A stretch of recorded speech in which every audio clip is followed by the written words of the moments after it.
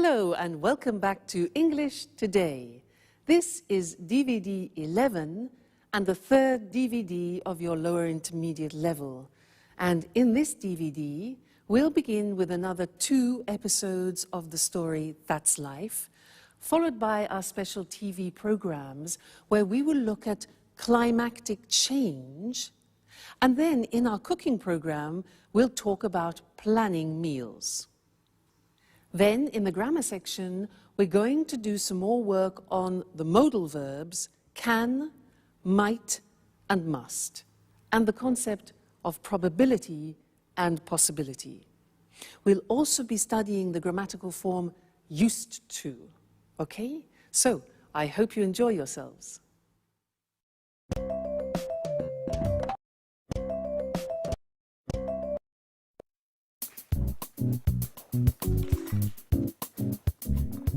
Good morning.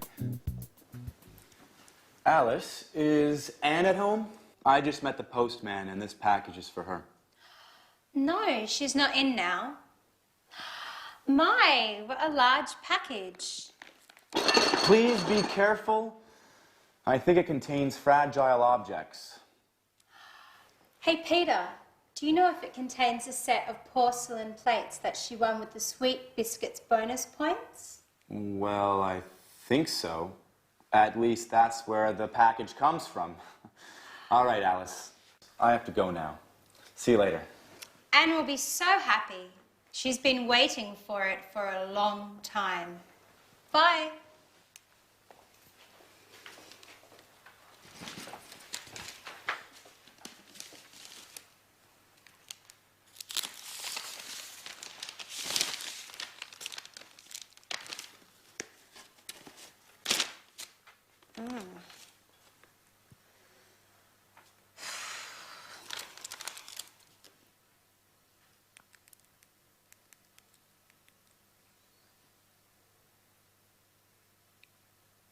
Hello, Anne. This is Alice. I've got great news for you. Your set of Chinese porcelain has arrived. They're beautiful. No, I opened it. I'm sorry, Anne. I just couldn't resist. Oh no, Anne, I'm so sorry. It broke. Okay. I'm not allowed to touch any more plates. You're absolutely right. I'm so sorry. Bye.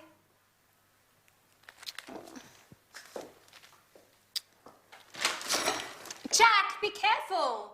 Don't touch anything. This packet contains Anne's set of Chinese porcelain.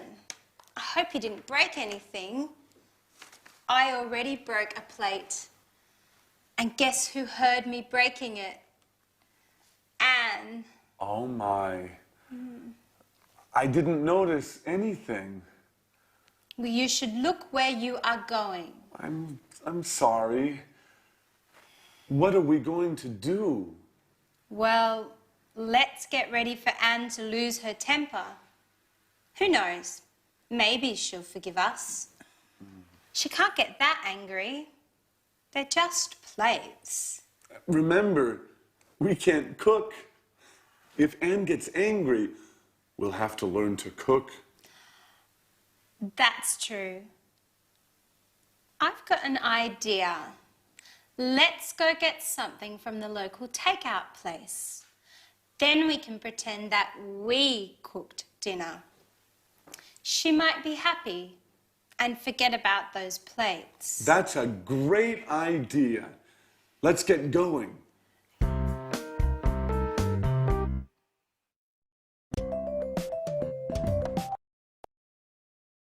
Hello, and welcome back again to your live English language program.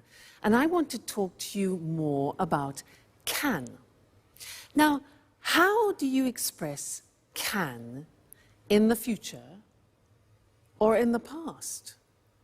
Can in the future. Do we say I will can? What do we say in the past? Now this is interesting because it's very strange. We use the verb to be able to. That's what I want to look at now with you on the language screen. To be able to. Isn't that strange? We have learned to use can in the present. We've had examples like I can cook, can you cook, and the negative I can't cook. Now, when we talk about ability in the past, everything changes, and we need to use this verb to be able to.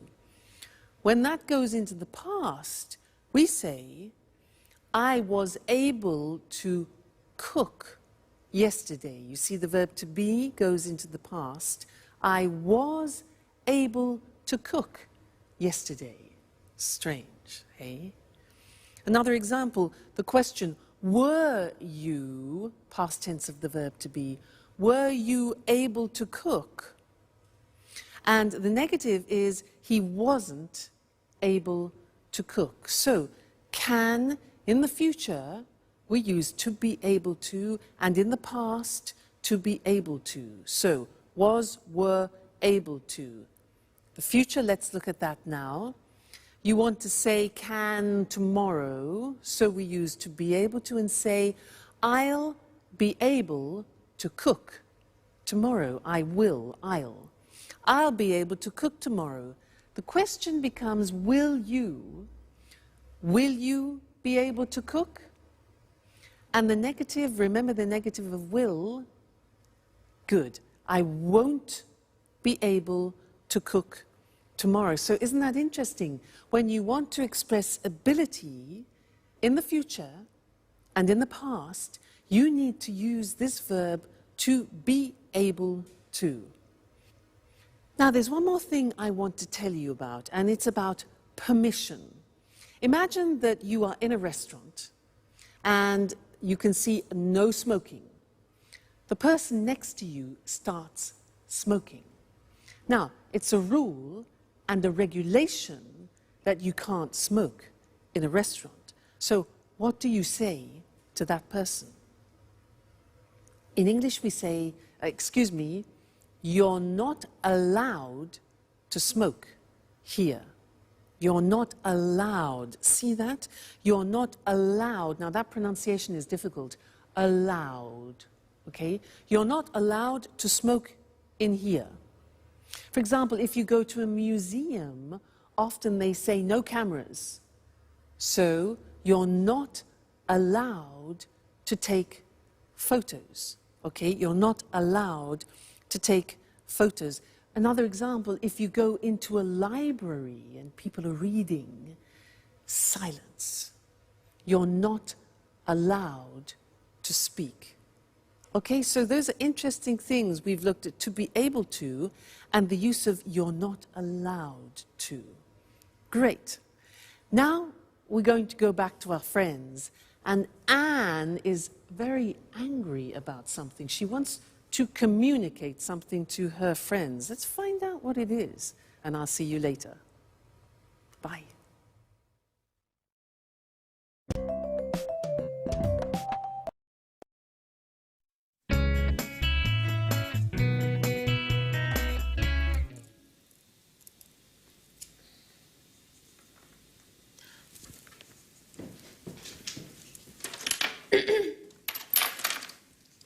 Hi, Anne. What's that you're holding? Hello, everyone. Listen. We need some rules in this house. Living together means obeying some rules. I've written this list of house rules that every person who spends time in this house must follow. No one is allowed to leave this living room until they read and memorize these rules. Bad day, huh? She's right, Jack. Anyway, Anne, dear, what about these house rules? First of all, don't call me Anne, dear. Now listen. Rule number 1. You must never, and I stress never, open my post. Rule number 2. From now on, clean the house at least once a week. Rule number 3. We have to take turns washing up. Rule number 4. Okay. We understand. You must be angry. Well, yes, Jack. I'm very, very angry. I was really looking forward to getting that set of Chinese plates. I saved bonus points for a year eating the same stupid biscuits, which, for your information, I can't stand anymore. I just kept eating and buying them in order to get the set of Chinese porcelain. All for nothing. Oh, please forgive us, Anne. Just tell us where to go and we'll buy you a new set. Well, that's not possible. They were handcrafted in Shanghai. And they cost a fortune. Okay, we'll do our best to make it up. Somehow. Now sit down, Anne. You must be exhausted. Jack and I made dinner for you. You don't have to do anything. We thought of everything. Really? What? You made dinner for me? Yes, Anne. It was the least we could do. Well, okay. I'll forgive you this time.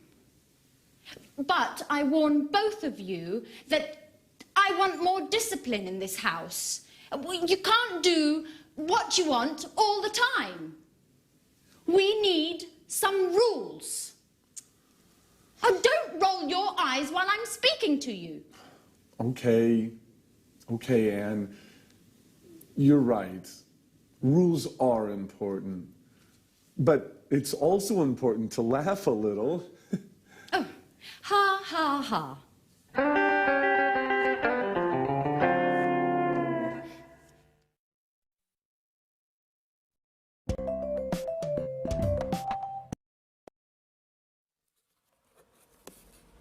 Oh, hi.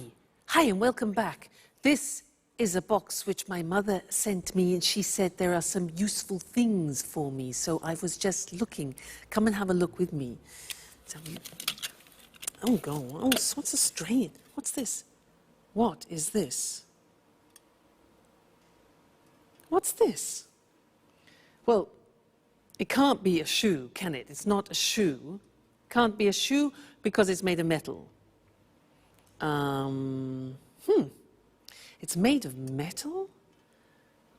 Well, it might be some sort of lamp or something, like it looks like an Aladdin's lamp, a special lamp. No, but it can't be that. Ah, look, here there's a sort of metal groove, probably for cigarettes. That's it. It must be a cigarette holder, and a type of ashtray, an oriental ashtray. How unusual. That's very typical of my mother. Useful, though. Now, did you see the language that I used? I said, it can't be a shoe. When I say it can't be, it means it's impossible. It's impossible, it's too small, and it's metal. So it can't be a shoe. So I'm talking about probability and possibility, okay? Then I said, well, it might be a magical lamp. Now, might is when you're not sure. Might is M-I-G-H-T. It might be a lamp. So when you're not sure, you say might. Then I said, no. It must be an ashtray. Now, when I say it must be, it's because I'm absolutely sure that the possibility of it being an ashtray is certain, okay? So 3 possibilities. It can't be, might be, and must be. So let's have a look at the other things in the box. Ashtray. What is this? What's this? You see this? Well, it can't be, I mean, it looks like a negative from a film, doesn't it? No, it can't be a negative because there are no images. Well, it might be, you know, I just don't know. I mean, it might be some sort of special sticker that you put on things, but it hasn't got any glue. I don't know what it is. Just a minute. Look, here's something explaining it. A forehead thermometer. Put it on your head and it reads the temperature. What? Let's try that. So I put it on my head like this and said, hold it on your forehead, and it tells you your temperature. Let's have a look. 37. Whew, that's hot. It is. It's a thermometer. Incredible. Now that is very useful because it's small. So interesting. Next thing, what's this? Look at this. Now, it's shiny and it's silver, but it can't be a mirror because I can't see myself. Can't be a mirror. What can it be? Oh, I know. It might be for under glasses. You know what I mean? When you lay the table and you have glasses, sometimes you put it under to protect the tablecloth. Well, look what I have here. So this, for example. Yeah, but it's a bit strange, isn't it? I mean, no, it can't be. It can't be that, really. Not made of metal like this. It must be, I don't know again. Wait a minute. Here's the box. A drop stop. A drop stop. It must be something for pouring then. Let's have a look. You put it, let's try. I just so happen to have a bottle here, and it says, put it on the bottle like this. A drop stop, so it stops things from dropping. And pour out the liquid, and there are no drops. Let's try that. Let's try. Wow! That works. It doesn't drop. So it must be something for stopping drops. You can see. Fantastic. My mother is a genius. She is full of amazing ideas. Thanks, Mum. Let me show you the language that I was using then. We were talking about probability and possibility, and the first thing that we can talk about is when you are expressing strong probability, is when you think almost certainly you know what something is. So it must be an ashtray. So when I use must, I am 100% sure of something. It must be an ashtray. Now, if you are sure that it isn't something, that it is totally improbable, 100%, the opposite is it can't be.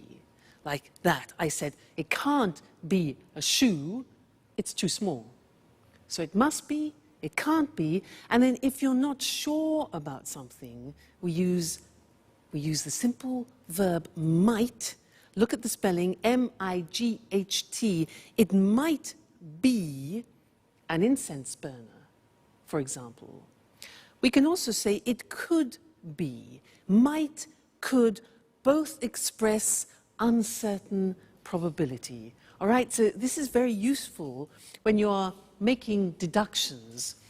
Must be, it can't be, and it might be. So those are the three verbs that we use. Okay, great. So thanks, Mum, and I'll see you again very soon.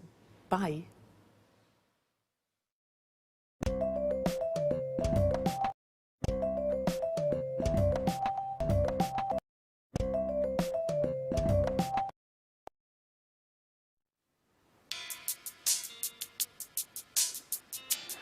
Hi, everybody. What's on TV? Jack, just a minute. It's almost finished. Excuse me.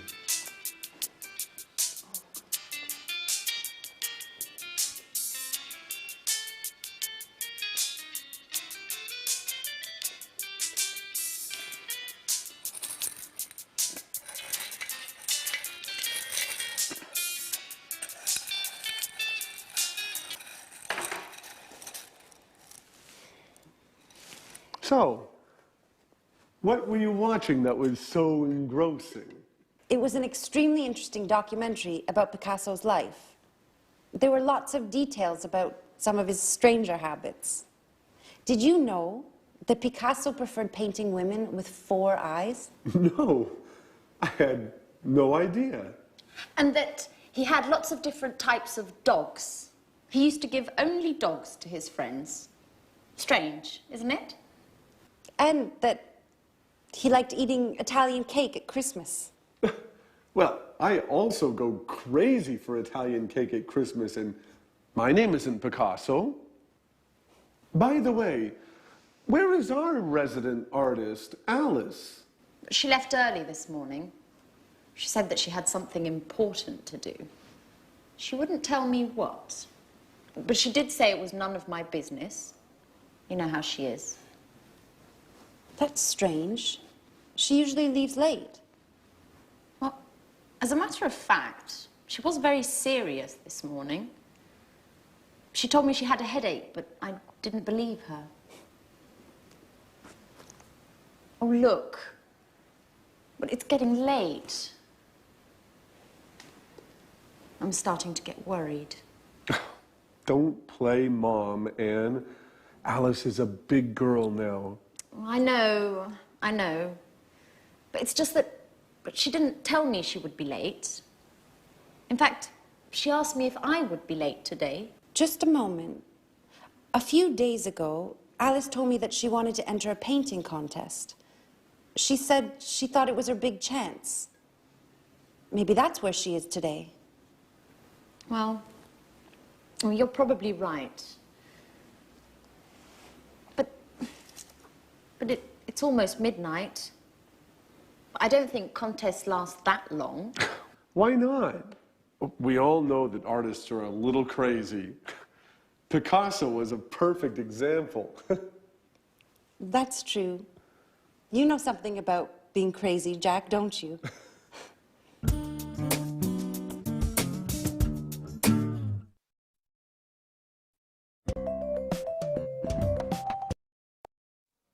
Hello again. Did you hear them talking about Picasso? Some interesting things about him.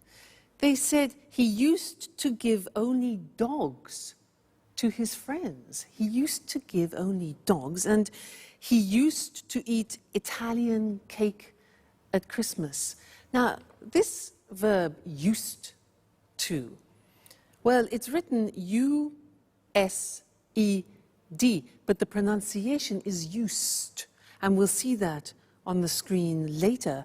And we use it to talk about habits that people have had in the past and now don't have anymore. And to illustrate this, I have some examples of habits that I have had in the past. For example, this. This is a cigarette. Well, I used to smoke. Now that means that I did smoke in the past, but I don't smoke anymore. I stopped the habit. I used to smoke, okay? Look at this tennis racket, haha. I used to play tennis. I was quite good, actually. I used to play tennis, but then I stopped. I didn't have enough time, too much work. You know how it is. This, now look at this, look at this. This is fur. I used to wear this.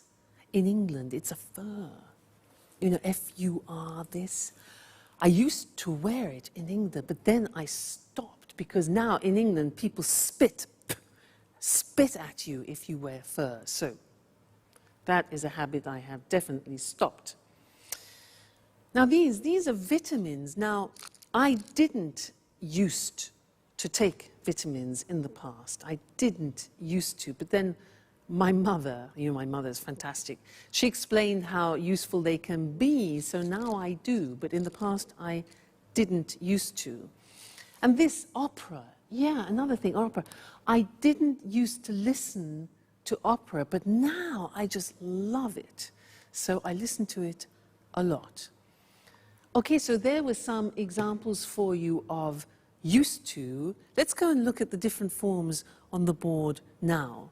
So, when we speak about habits that we had in the past and we don't have now, we use used to. Look at the spelling. It's U-S-E-D and then T-O. But the pronunciation is not used, it's used. Unusual. Used. Okay? So the example is I used to smoke. And that's for all the subject forms. I used to, you used to, he used to, she used to, we used to, they used to. Okay? So I used to smoke. I used to play tennis. I used to wear fur. Okay? Pronunciation used. Now, in the negative, we use the auxiliary did. So I didn't use. Notice we take off the D because it's the infinitive. I didn't use to take vitamins, and I didn't use to listen to the opera. And the question form is easy. It's did you use to do a lot of sports? Did you use to stay in bed until midday? I remember that. So if you think about your lives and about habits that you had in the past and you don't have now, when you talk about those to people, that's what you use. I used to smoke, but I don't anymore. I used to play tennis, but now I'm too busy.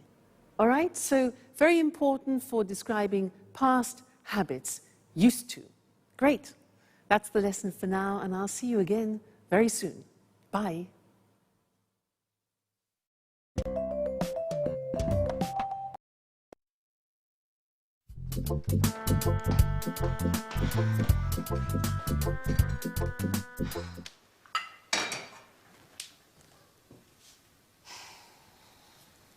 Good morning, Alice. Where were you last night? We were getting worried. Good morning. It's a very... I thought it would be the... Why? What happened? Well, I took part in a young artist competition. Good morning, Alice. Where were you last night? We were getting worried. Good morning. I prefer not to talk about it. Why? What happened? Well, I took part in a young artist competition. I thought it would be the perfect occasion for me to show my talent. So? How did it go? You made a great impression, didn't you? Well, no. It went badly. They said that I wasn't cut out to be an artist. But the jury was made up of incompetence. Maybe no one appreciates my talent. Oh, come on, Alice, don't take it so badly. You know you are a genius, right? That's all that matters. Yes, just like Van Gogh, who, by the way, only became famous after he had died. Maybe that's my destiny. Maybe you're exaggerating, just a little bit. I mean, Van Gogh, but you don't really think you're in the same league, do you? And why not? No one appreciates my talent either.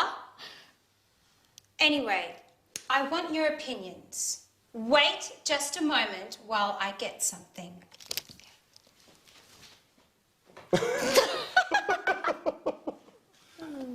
Oh, my goodness.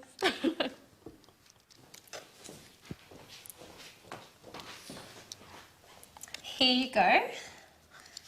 This is the painting I took along yesterday. What do you think? Isn't it beautiful? It's... it's interesting. It's a very unique painting. Yes, unique is the right word. Alice, you know I don't really understand art, don't you? What does it represent? That's the same question they asked me yesterday. I can't believe that. It's so clear. It's a painting of a man and a woman walking hand in hand. Oh, I see. Well, the truth is, it's a bit difficult to see. I mean, at first glance, it looks like a whole lot of mixed up colors. Come on, Jack. You just don't understand abstract art, do you? Well, now I understand that neither of you has any appreciation of fine art.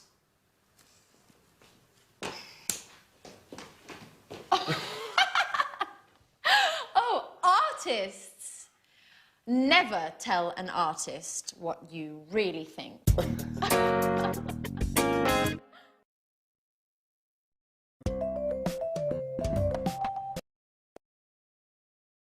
Hello again to you and welcome back for some more English. Did you hear in that last episode how Anne said to Alice, "So how did it go?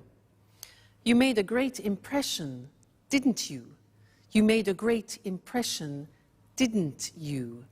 Do you remember that grammatical form, didn't you? A question tag, yeah? Remember we did a lesson about this and the example we used was, she's unhappy, isn't she? Do you remember that? Yes, I want to give you a little test on it. And in order to do this well, you have to be very careful about your auxiliaries, so pay attention. Number one, you're married, question tag. You're married, aren't you? Did you get that right, wrong, difficult? Do you remember, you are married, you take the verb, the auxiliary, and at the beginning it's positive, so you turn it into negative. You're married, aren't you? Try this. You didn't go to the party.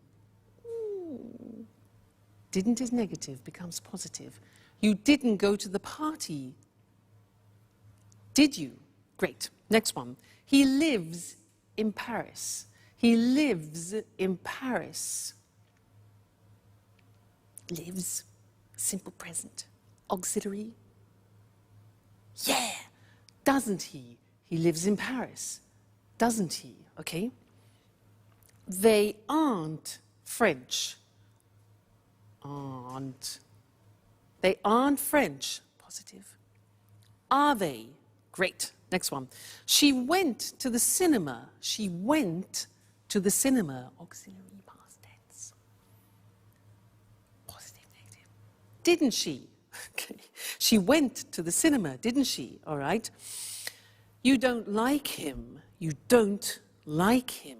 Negative. Do you? You don't like him, do you? Great. They were enjoying the show. They were enjoying the show. Past continuous. Weren't they? They were, weren't they? Great. He's coming tomorrow. He's coming tomorrow. Isn't he?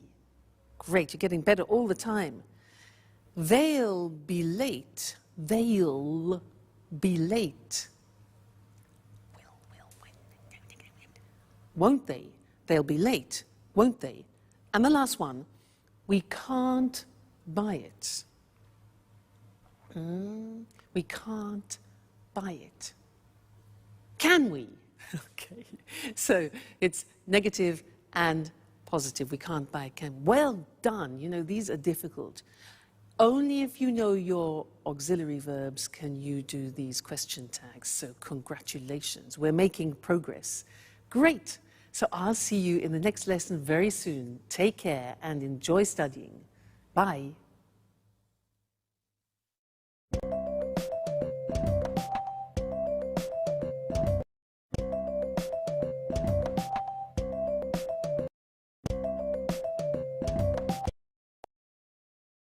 Good morning.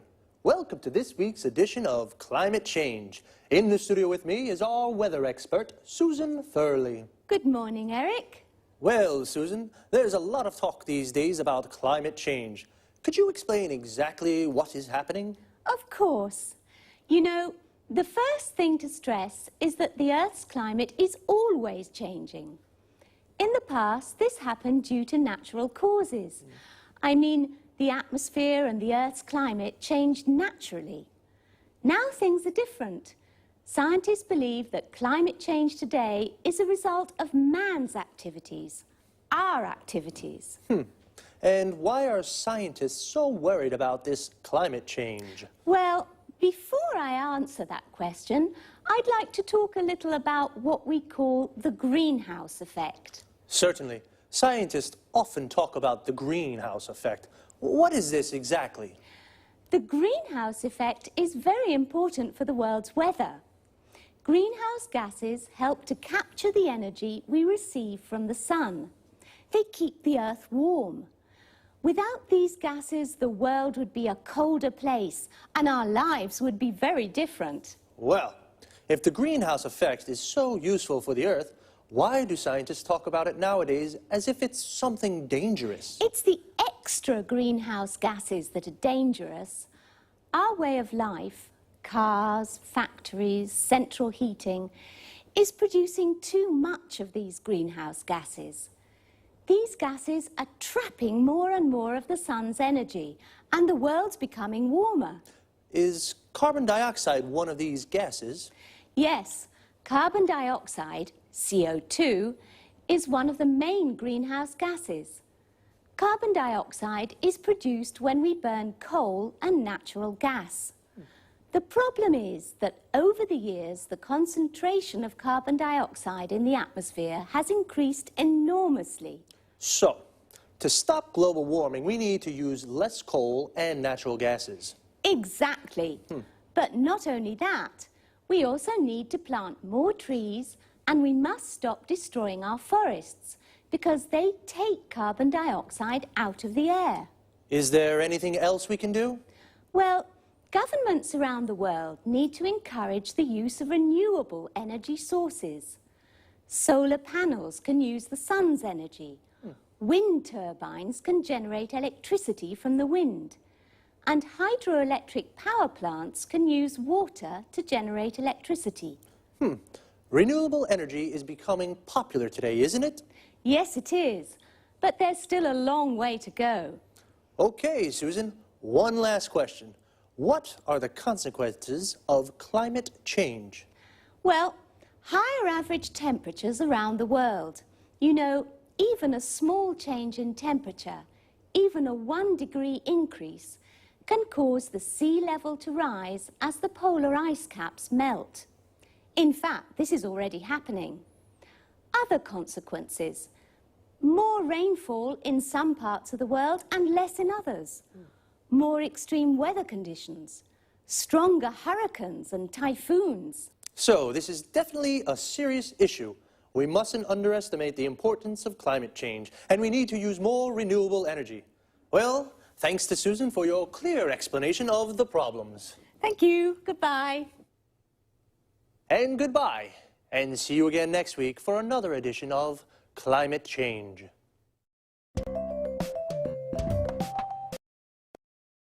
Okay, now let's have a look at all the terms and expressions we use to talk about the weather and climate change.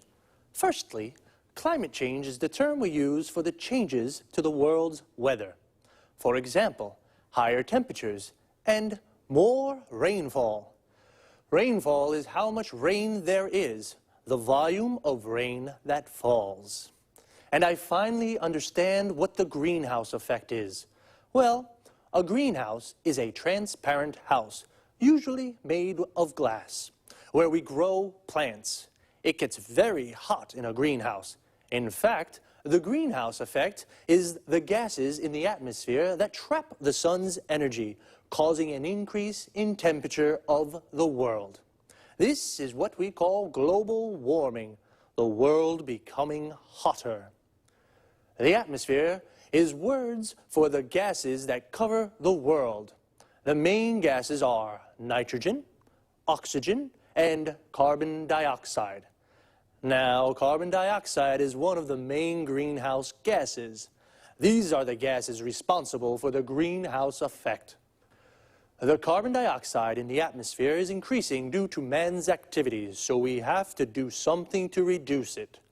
We use the expression due to say, as a result of. Susan said we should use more renewable energy sources. Renewable energy is energy from the sun, the wind, and water. For example, solar panels generate electricity from the sun, and wind turbines generate electricity from the wind. The verb to generate means to make. Well, renewable energy is becoming popular today, which is good, but there's still a long way to go. This expression, "there's a long way to go," means that there is still a lot we have to do before we reach our objective, which is to reduce global warming. We've run out of time, so that's all for now. See you soon.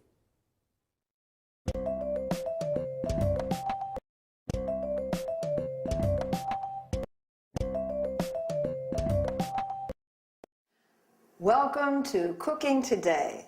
All homemakers will be thrilled to know that we're back with Lisa French. Thank you for inviting us into your lovely home once again, Lisa. I'm glad to have you. Now, Lisa, Leslie Forbes from Newcastle-on-Tyne is desperate. Her family's always complaining about her cooking. They say it's really, yucky, and they sneak out to get junk food. How can she make her meals more appetizing? Well, actually, it's just a matter of good meal planning. That sounds rather serious. Yes, it is, but it can also be a fun challenge. This means preparing food that's healthy as well as appealing and involves the senses such as smell, taste, and sight. Is that why they say your eyes are bigger than your stomach? Not exactly. Now, getting serious, when you say healthy, you're referring to nutrition, aren't you? Yes, of course. Nutrition is the key to good health. As a matter of fact, nutritionists agree that a varied diet is fundamental for physical and mental well-being. Well, what are the correct guidelines to good nutrition? As you can see, I have an example of a food pyramid here. These 6 main food groups contain the nutrients essential to a well-balanced diet. Why a pyramid? Because it enables us to understand the correct number of servings per day. Can you give an example? Certainly. You see, the largest group includes bread, cereal, rice, and pasta. Then, going up the pyramid, you find fruits and vegetables, then meats and dairy products. What's at the top? You mean here? These are fats, oils, and sweets, which, although essential to the diet, must be eaten in moderate quantities. Now, going back to Leslie's request, how can she make tasty meals for her family? If she hasn't much time for shopping, she can make a weekly plan. Besides a correct diet, she must consider the likes and dislikes of her family. You're telling me. In my family, my son hated beans and my daughter was allergic to milk. That's a common problem. The thing is to compensate with food belonging to the same group or supplements. Really? That's good to know. A little secret. If you truly enjoy preparing meals, then your family will probably enjoy eating them. How can I get my family to enjoy my cooking? Just be creative. Think like an artist. Play with the colors, shapes, and texture of food. Oh my gosh, how time flies. We've got to wind this up. Lisa, thank you for inviting us into your home again. It's been a pleasure being here. Thank you for coming.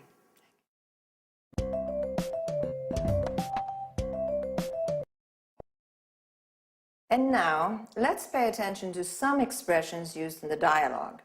We've talked about meals, breakfast in the morning, lunch at noon, dinner, or in the U.S., supper at night. In the U.S., a dinner is the main meal of the day, even at lunchtime. Notice that in the UK, tea is sometimes used instead of dinner. When we refer to specific times during the day, we can say lunchtime, tea time. Lisa showed a food pyramid. It contains food groups, such as cereals, meats, dairy products, milk, cheese, yogurt, fats and oils, and vegetables. All these foods contain nutrients. Then some positive adjectives used to define food are appetizing and healthy, while yucky is something rather disgusting. Moreover, the expression junk food refers to food which is not considered healthy at all. We say diet to indicate what we eat. It also means a series of rules to be followed to improve one's health. If we want to lose weight, we say, I'm on a diet. A diet is correct when it's varied or well-balanced. If you're allergic to a type of food, eating that food can make you ill or cause skin problems. Lisa talked about texture of food. For example, food can be defined soft, crispy, crusty, or shape. Food can be cut into slices, cubes, and rings.